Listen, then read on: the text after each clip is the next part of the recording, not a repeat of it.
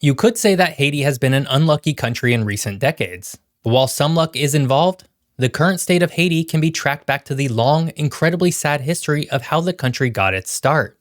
But what's perhaps more remarkable in all of this is that Haiti shares its island with the Dominican Republic, an otherwise pretty safe, wealthy, and stable country. Here's why Haiti is in such a bad state, and the Dominican Republic is actually pretty good. Welcome to Geography by Jeff. Today we're off to the Caribbean to look at the island of Hispaniola, the home of Haiti and the Dominican Republic. While the two countries share a relatively small island, their current situations could not be more different. Haiti has descended into what can only be described as an anarchic state, whereas the Dominican Republic is actually pretty safe.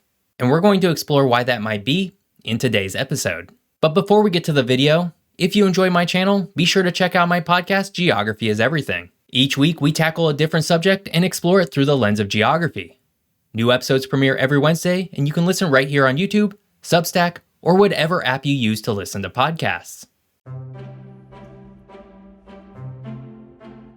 Despite sharing the same island, Haiti and the Dominican Republic are very different from each other in almost every way.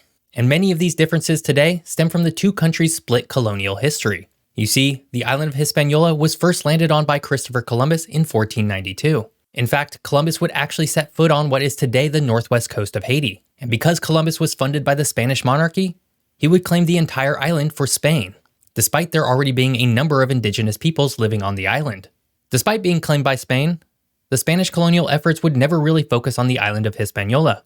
Instead, Spain would treat it more as a backwater outpost to resupply Spain's more lucrative colonies in Central and South America. And because of this, a smaller, unofficial French outpost would take up on the western half of the island, which Spain had largely ignored.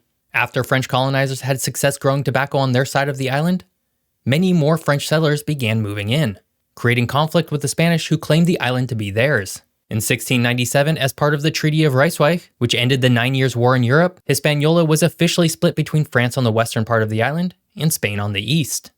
From this point on, the two halves of Hispaniola would drift farther and farther apart. You see, in the early 1700s, France was a far wealthier colonizer than Spain, and because of this, France imported hundreds of thousands of slaves to the island of Hispaniola over the course of just a few decades. By 1788, Haiti's population consisted of about 25,000 French citizens, 22,000 free multiracial peoples, and over 700,000 slaves. By contrast, in the colony that would become the Dominican Republic, there were approximately 38,000 Spanish citizens, 38,000 free multiracial peoples, and fewer than 15,000 slaves. And this disparity in the amount of slaves would directly lead to Haiti becoming one of the wealthiest colonies in the world, and the wealthiest colony in the French colonial empire. By 1800, Haiti accounted for fully half of France's foreign profit due to its sugar plantations, which were only so profitable because of the slave labor involved. In the early 1800s, after many bloody battles, the enslaved Haitians would win their freedom. But while victorious and now free, the repercussions would last well into today. Haiti, being a former slave colony that revolted and won its freedom, would be ostracized by both European and American government and business interests who didn't want a former slave colony to succeed and give ideas to other regions around the world. American President Thomas Jefferson, for example, would outright refuse to recognize the new country. In order to eventually gain recognition, Haiti would agree to pay France 150 million francs, a debt that it was never able to fully repay, but would irreparably damage the economic prospects of the new country. On the other side of the island, the Spanish colony would remain relatively benign through much of this period, and because it wasn't really managed all that much by Spain, the newly independent Haiti would actually take over the entire island of Hispaniola from 1822 to 1844. And during this rule, Haiti would tax the Dominican side of the island heavily in order to repay its French debt.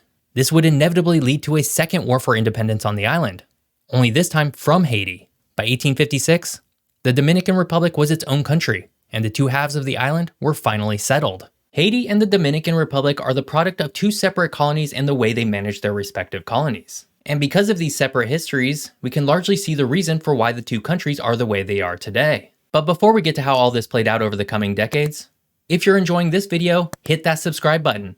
More geography videos are just a single click away.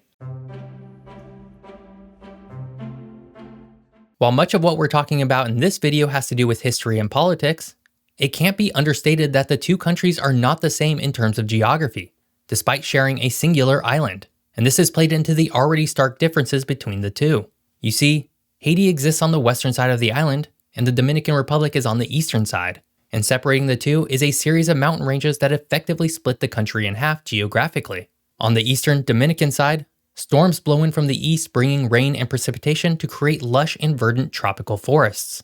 But because of the mountain range, Haiti exists in somewhat of a rain shadow wherein much of that rain and precipitation doesn't actually make it over to them. This means that Haiti is actually quite dry relative to its island neighbor, and this has had a huge detrimental effect on the land itself. When it was a French slave colony, France embarked on a massive deforestation plan in order to ship lumber back on the very slave ships that brought over Africans. And because Haiti is much drier, it simply hasn't been able to regrow its forests in the same way that the Dominican side can. At the same time, Haiti is the unlucky home of the Enriquillo Fault, which caused numerous large earthquakes during the mid-1800s and was the cause of the 2010 and 2021 earthquakes that struck the major population centers of Haiti.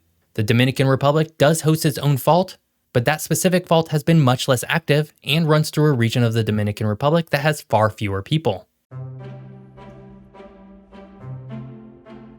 There's no single event that you can point to as to why Haiti has devolved into such a mess today. Unfortunately, it really has been a consistent and oddly well-timed number of natural and human-made catastrophes that have been building to this point. In the early 1900s, due to owing great sums of money to France, Germany, and the United States, the country was ill-equipped to provide basic services to its citizens. And because of this, frequent rebellions and governmental coups would occur. So much so that the United States, in order to protect its business interests, would occupy Haiti beginning in 1915 under a quasi-military dictatorship. And while the US occupation would bring infrastructure and a centralized form of government to the city of Port-au-Prince, it would do so using forced labor by Haitians. The US would eventually leave in 1934, but that would just set off a series of ruthless dictatorships. Then, in 2010, the country was struck by a 7.0 earthquake near Port-au-Prince. And because of wild mismanagement by previous rulers, the country was ill-prepared to deal with such a large earthquake. Buildings came crumbling down, and an estimated 300,000 Haitians are thought to have perished.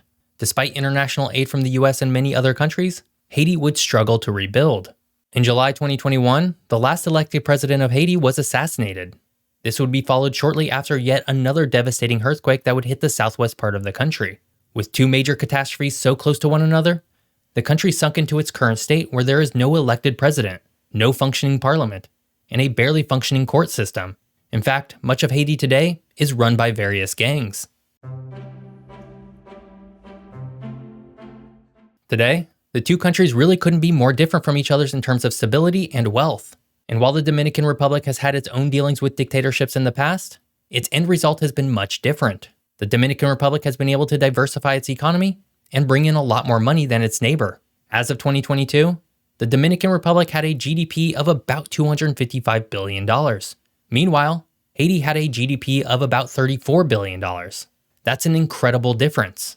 And while you might think that it's due to the population of each, it really isn't. Again, as of 2022, the Dominican Republic was home to approximately 10.7 million people, and Haiti was home to 11.3 million people. By most economic measures, the two countries should have a fairly similar GDP, but Haiti has never been able to cobble together a functioning government in the same way that the Dominican Republic has. And this has led to new economies springing up in the Dominican Republic, such as a vast tourism industry that has simply never really materialized in Haiti. Haiti and the Dominican Republic share an island today, and that's about the only similarity between the two of them. Haiti, at this point, is not a functioning state, whereas you could go to the Dominican Republic and have a pretty nice trip. Hopefully, Haiti will get there someday too. I hope you enjoyed learning about Haiti and the Dominican Republic, and why they're so different. If you did, please subscribe to my channel. And if you want to watch more of my videos, you can do so here. Thanks for watching. See you next time.